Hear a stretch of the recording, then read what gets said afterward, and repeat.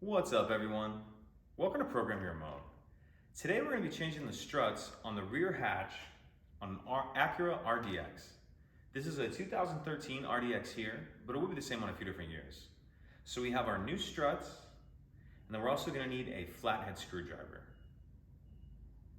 The other thing you're going to need is someone to hold this up while you do this. You can use something to prop it up, but I definitely recommend just having someone. I'm going to have my cameraman give me a hand doing that. But you just want to do that because once you disconnect the old struts, it will come crashing down. So make sure you have those things, and let's go ahead and take a look at it.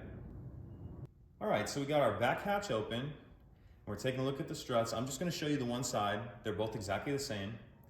And there's two clips that hold this on, one on both ends, and they both come off the same way.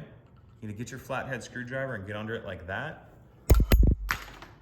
And it might come off, or if you heard that one popped all the way off, that's fine.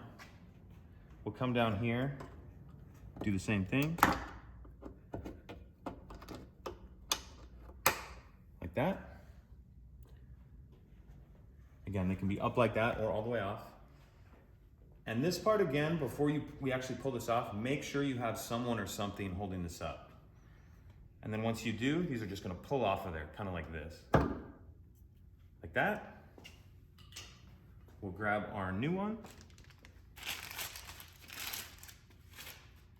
I find it easier to put the bottom on first. And with these, we're just gonna pop right on to these right here. So line the hole up, hit it on like that, rotate it so your hole lines up with this tab right here. Just pops on there like that. And like I said, the other side's the exact same, so I'm only gonna show you the one. But if you have any questions, please let me know. If you could take a second to like and subscribe, it helps us out, and I'd appreciate it.